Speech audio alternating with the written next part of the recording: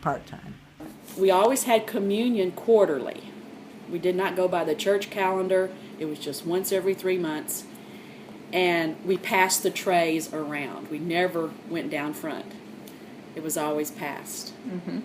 And we had the little glass cups. We never had plastic cups. They were little glass communion cups that someone, usually my Aunt Carrie, had to wash those each time.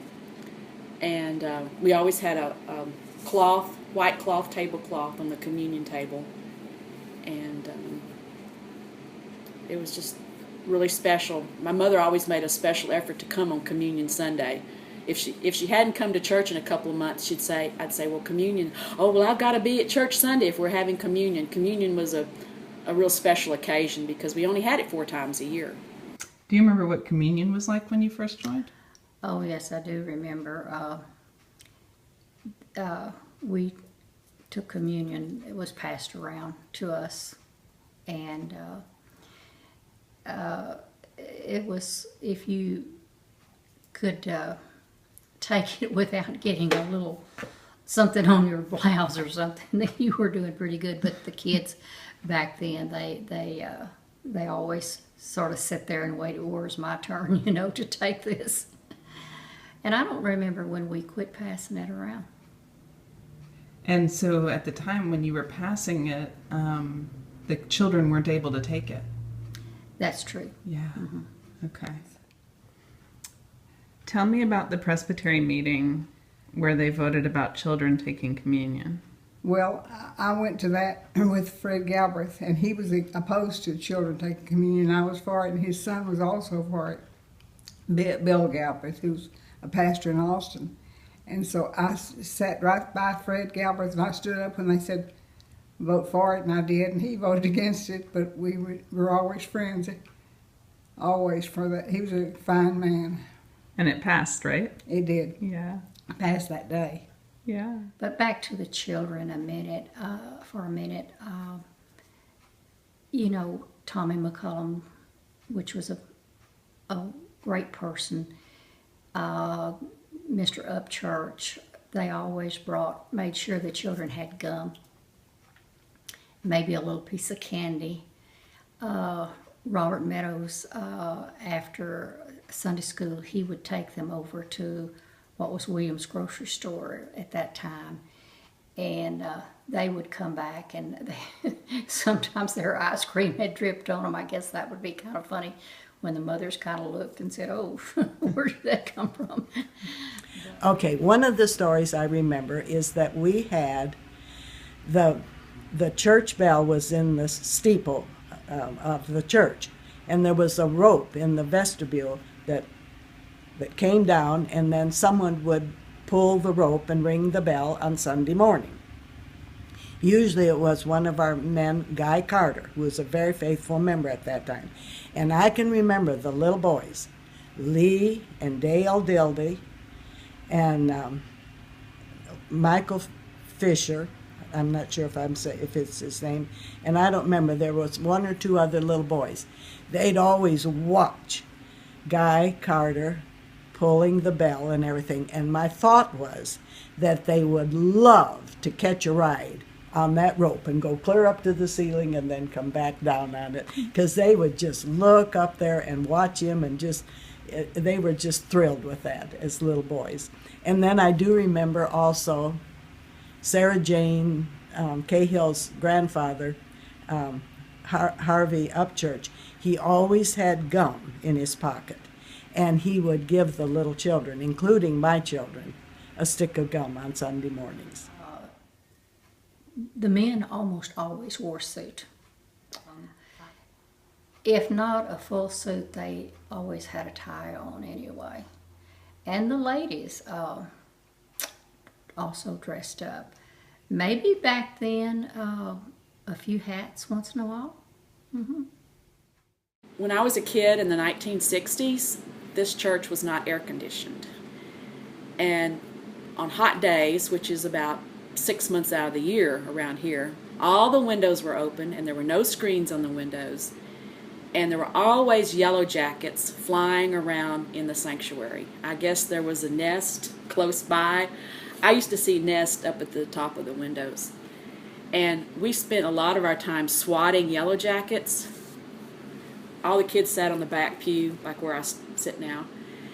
And we would swat yellow jackets coming in the windows, and then we would laugh. We'd sit back there and giggle because we'd watch the yellow jackets land on some lady's hair.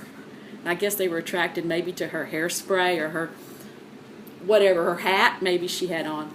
And we would laugh and say, look at them, the yellow jackets are on Miss So-and-so's head. And we'd, giggle about that.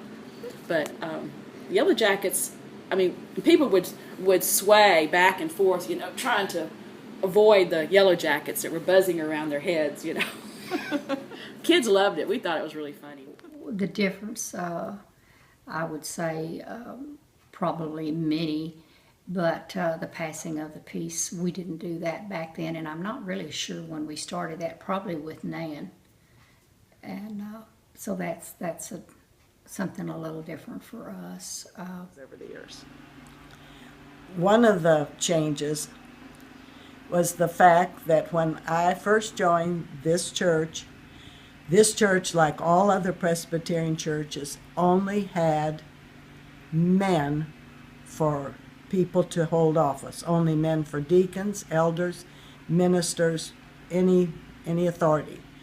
But and the men served the communion, but the women of the church were allowed to prepare the communion, and they were also allowed to clean up after the communion.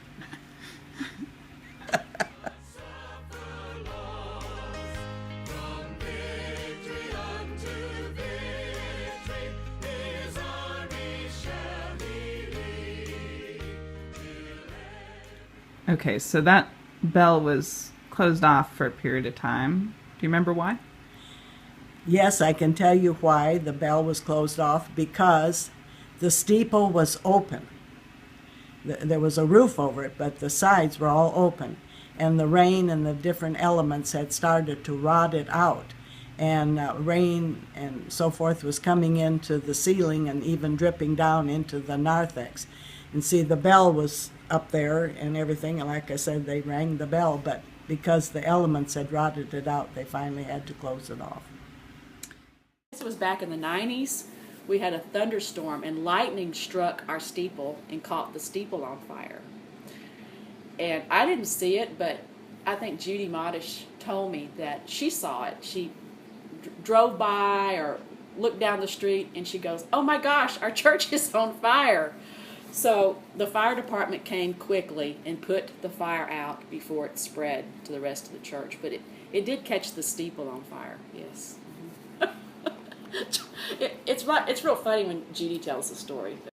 In the 1970s, we voted the vote was to move to another location, either tear this building down. It was in such bad shape. The foundation was bad, everything was bad. Either tear it down and build a completely new church, or buy property somewhere else and build a church somewhere else.